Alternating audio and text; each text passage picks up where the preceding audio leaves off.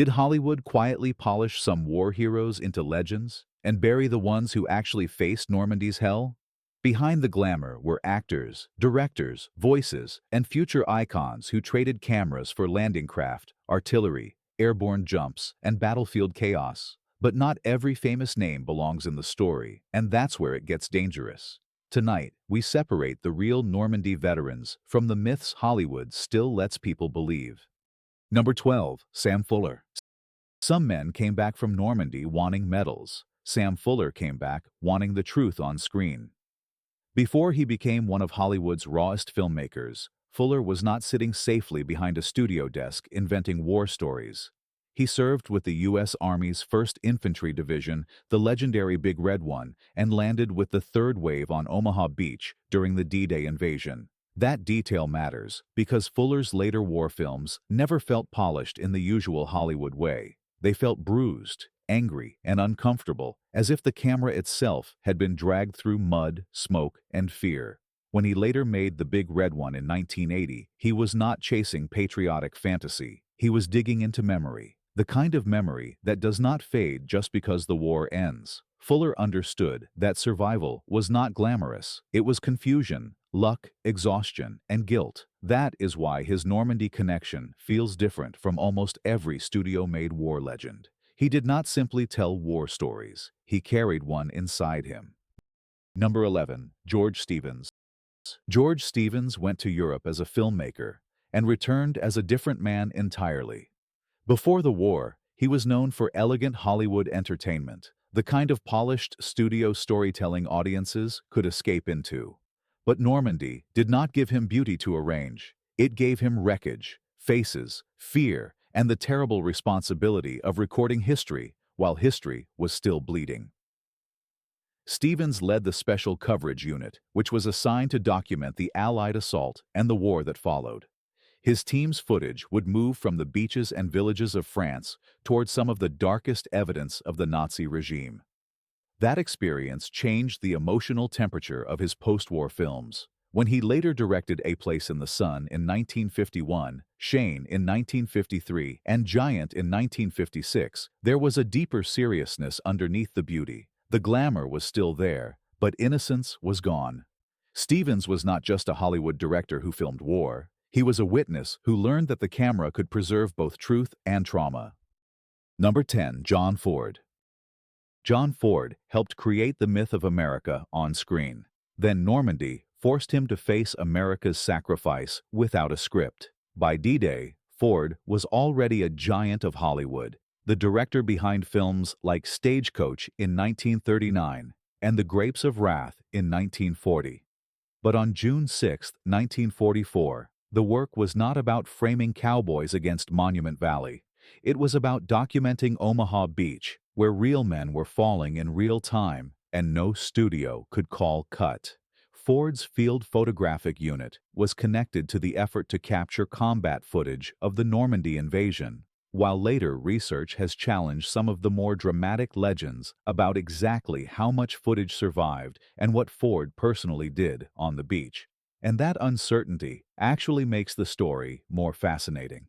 Hollywood loved clean hero myths, but Normandy was not clean. Ford's wartime work reminds us that even legends can become complicated when they collide with actual history. Number 9. Alec Guinness. Alec Guinness did not need a studio battlefield to understand danger. He had already met it at sea. Long before audiences knew him from the bridge on the River Kwai in 1957 or later as Obi-Wan Kenobi, Guinness served in the Royal Navy Volunteer Reserve during World War II. His strongest documented wartime story comes from commanding landing craft during major Allied operations, especially Sicily, where he transported troops under pressure before the world knew him as a screen legend. Some sources also connect him to Normandy service, though this is where the script must stay careful. His wartime record is real, but the exact D-Day claim is less clean than Richard Todd or James Doohan. That makes Guinness fascinating, not weaker. He represents the fog around celebrity war stories, where truth, memory, and Hollywood myth blur together. Guinness was not just an actor who later played men of command. He had actually carried responsibility before dawn, with soldiers depending on his judgment. The screen made him immortal, but the war made him quieter. Number 8. Peter Thomas. The voice millions later trusted in documentaries first learned truth on a beach covered in fear. Peter Thomas became one of America's most recognizable narrators, known for that calm, serious voice that could make crime, science, and history feel urgent. But before microphones and narration booths, he was a young soldier sent into Europe when the war was still violently undecided. Thomas arrived at Omaha Beach the day after D-Day as one of a small group of replacements, then served through the Battle of Normandy and other brutal campaigns. That detail gives his later voice a strange weight. He was not simply reading about history, he had walked through it. When viewers later heard him narrate dark stories, investigations, and human tragedies, they were hearing a man who understood that reality could be harsher than any script. He did not become famous as a handsome matinee idol, but his voice became unforgettable because it carried authority. Peter Thomas proves that not every Hollywood war story needs a spotlight. Sometimes the most powerful survivor is the one who tells the story after the guns go quiet. Number 7. Paul Frees.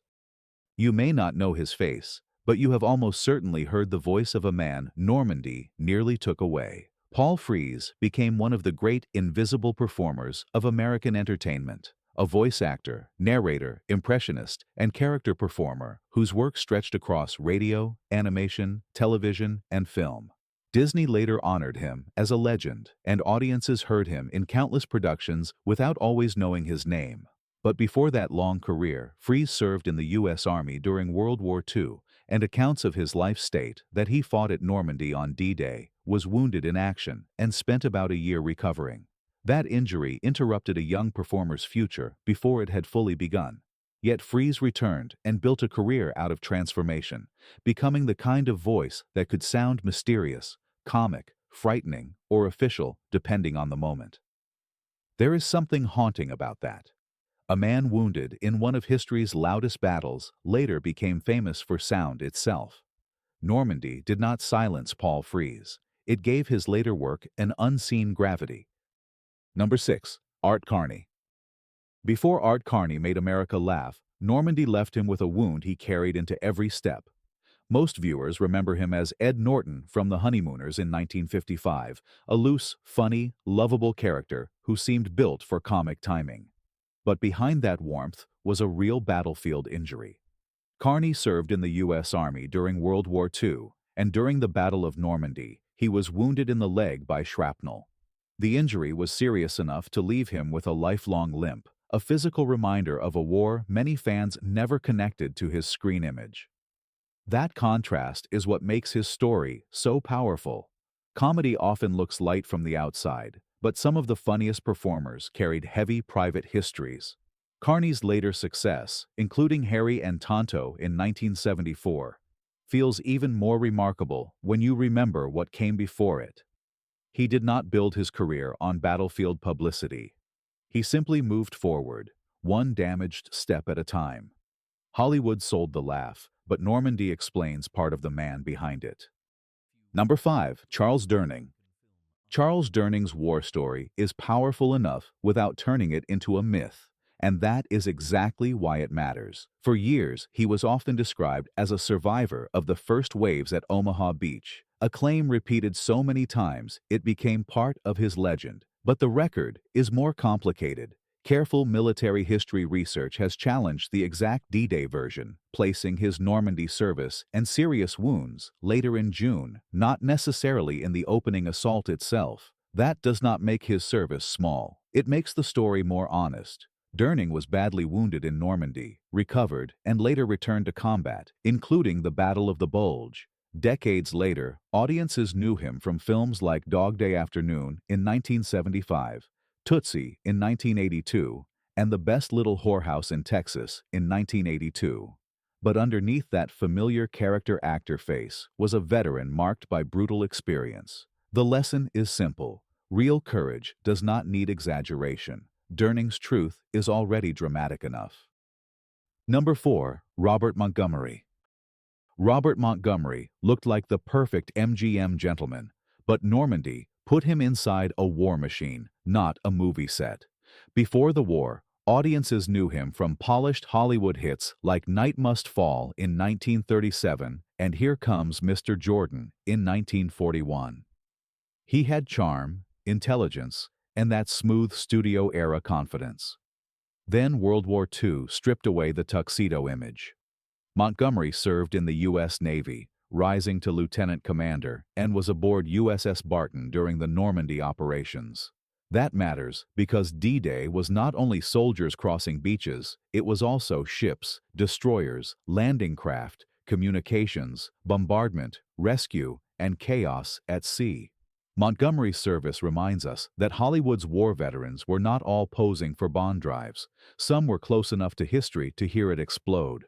Later, when he returned to directing and acting, the old glamour was still there, but now it carried a harder edge. He had seen the machinery behind liberation. Hollywood remembered the star. Normandy remembered the officer. Number 3. David Niven. David Niven was not just a charming British gentleman with perfect timing. He was a soldier who walked back into danger after Hollywood had already made him famous. Before the war, Niven had appeared in films like The Prisoner of Zenda in 1937 and Wuthering Heights in 1939, building the image of a witty, elegant screen aristocrat. But when Britain needed men, he returned to military service. He joined the British Army, transferred into commando-connected work, and served with Phantom, a secret reconnaissance and signals unit. The safer wording is important. He did not storm the beaches in the opening wave.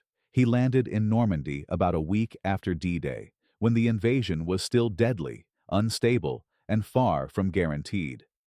That version is less exaggerated and more interesting. Niven was not performing bravery for headlines. He was helping frontline commanders understand a battlefield that changed by the hour. Later, Hollywood turned him back into the polished gentleman. But behind that smooth voice was a man who knew the difference between a dramatic scene and real fear. Number 2. James Doohan. Before he became the man who could fix a starship, James Doohan survived a real invasion where nothing was guaranteed to work. Long before Star Trek made him unforgettable in 1966, Doohan was a Canadian artillery officer landing at Juno Beach on D-Day. That is not a studio legend. That is one of the strongest stories in this entire countdown. He came ashore with Canadian forces during an operation where minutes could decide whether men lived, drowned, or disappeared under fire. And then, after surviving the beach, Doohan was wounded that night by friendly fire, hit multiple times, including an injury that cost him part of a finger. It is a brutal detail because it destroys the clean version of war people like to imagine. Danger did not stop when the beach was taken. Confusion itself could become deadly. Doohan later became famous for warmth, humor, and technical confidence on screen, but his real-life survival story was far more intense than any sci-fi emergency. Hollywood gave him a catchphrase. Normandy gave him a second life. Number 1. Richard Todd. Richard Todd did not just act in war movies. He lived through one of the most cinematic missions of D-Day before Hollywood ever pointed a camera at him. Years before audiences saw him in The Hasty Heart in 1949 or The Dam Busters in 1955, Todd was a British airborne officer in the 6th Airborne Division. On D-Day, he parachuted into occupied Normandy as part of the force connected to the Pegasus Bridge operation, one of the most crucial early actions of the invasion. The mission was simple only on paper: secure vital routes before German forces could crush the landing effort from behind. In reality, it meant darkness, confusion, scattered drops, enemy fire, and the terrifying knowledge that failure could ripple across the entire invasion. Todd later appeared in The Longest Day in 1962, a film about the very invasion he had actually survived. That is almost unbelievable. A real D-Day veteran stepping into a Hollywood recreation of history he had helped make. Some actors borrow courage from scripts. Richard Todd brought his own. Normandy was not a movie set, and these men were not playing heroes. Some carried rifles, some cameras, some voices, and some scars that never fully healed. Hollywood remembered their fame, but history remembers what they risked before the applause returned. And maybe that is the real twist. The greatest roles they ever played were never filmed.